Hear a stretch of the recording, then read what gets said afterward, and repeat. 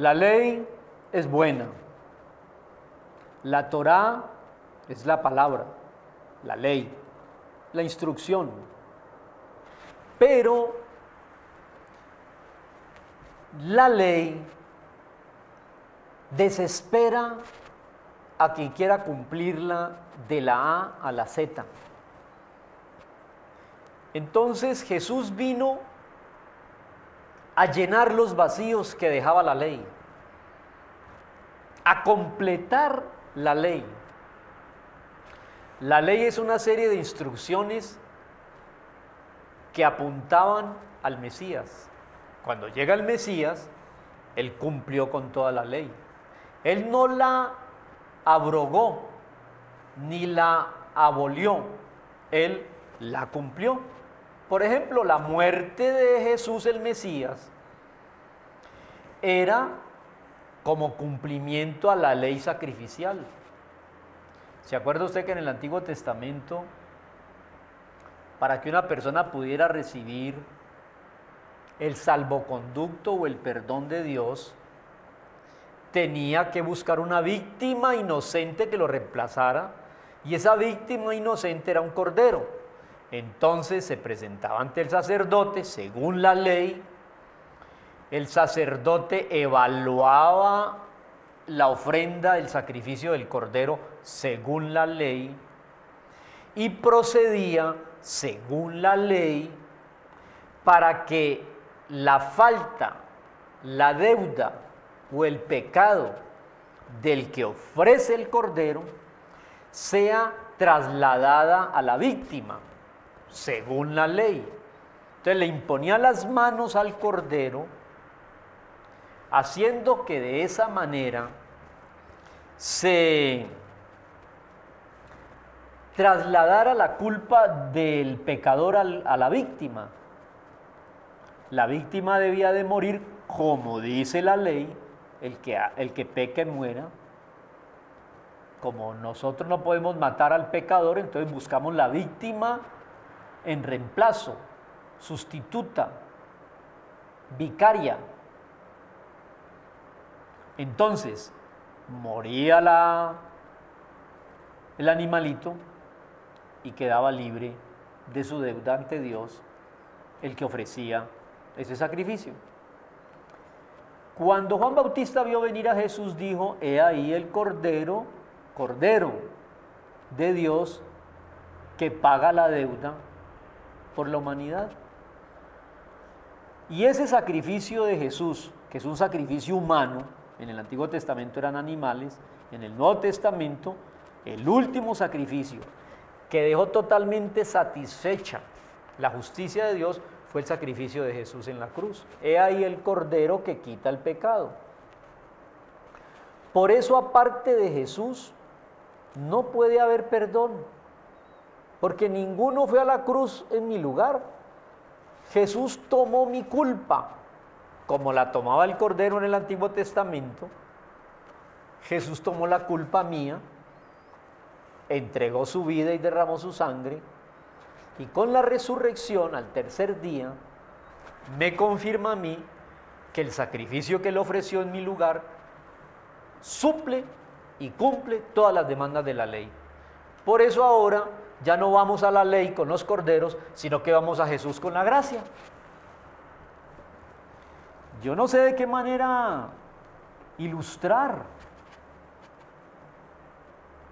que si antes derramaba la sangre un cordero, ahora la derramó por mí el Mesías. Por eso yo puedo decirle tranquilamente a usted que tengo perdón. Por mis méritos, no, por los méritos del que tomó mi lugar en la cruz, que tengo salvación. Por mis méritos, no, por los méritos de aquel Mesías que tomó mi lugar en la cruz. A ver, digámoslo de una manera más contundente. Si usted cree que Jesús murió en la cruz, usted está diciendo una verdad histórica. Jesús murió en la cruz. Si usted cree que Jesús murió en la cruz por los pecados, usted está diciendo una verdad teológica. Sí. Jesús, el Mesías, murió en la cruz, que es un juicio romano, por los pecados de la humanidad. Pero si usted dice y cree que Jesús murió en la cruz por sus pecados y por los míos, estamos diciendo una verdad salvadora. Una cosa es la verdad histórica, otra cosa es la verdad religiosa o teológica, y otra cosa es la verdad salvífica. Jesús murió por mí, y te quiero contar, murió por ti. Mateo capítulo 5, verso 17, Jesús y la ley. No penséis, dice Jesús, que he venido para abrogar la ley y los profetas. No he venido para abrogarla, sino para cumplirla, para llenar el vacío que dejó la ley. Con la ley nadie podía ser salvo, le perdonaban por un espacio de tiempo, pero después seguía pecando y tenía que volver a traer otro sacrificio. Pero en el Nuevo Testamento Jesús lo hizo una vez y para siempre, para siempre, para siempre, para siempre.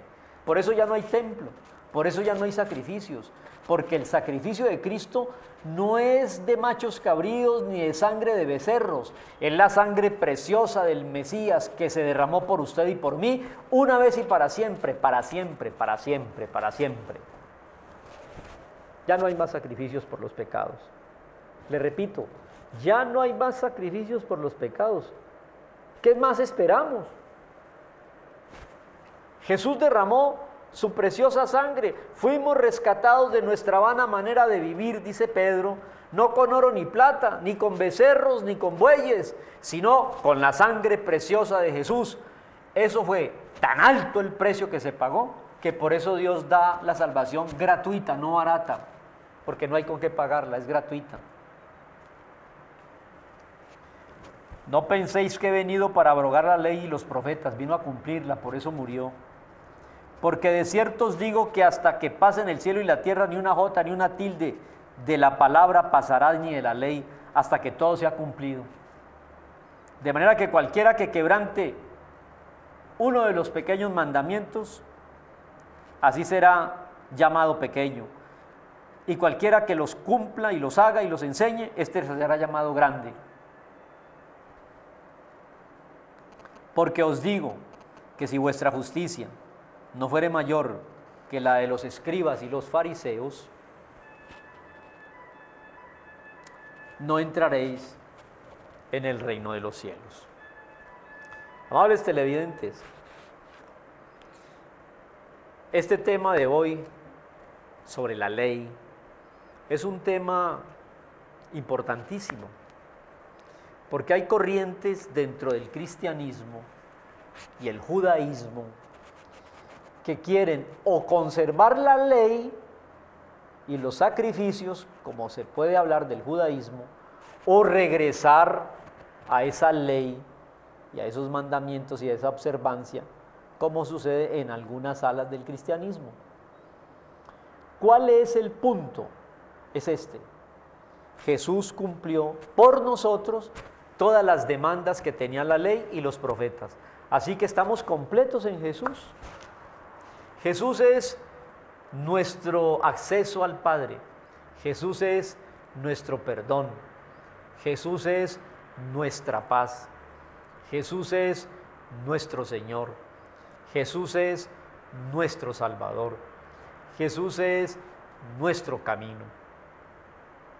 En este espacio de signos vitales, ya lo he dicho muchas veces, pero vale también decirlo una vez más, nunca estaremos tan enfáticos en insistir que solo Jesús salva, solo Jesús perdona, solo Jesús es Dios, solo Jesús es Señor.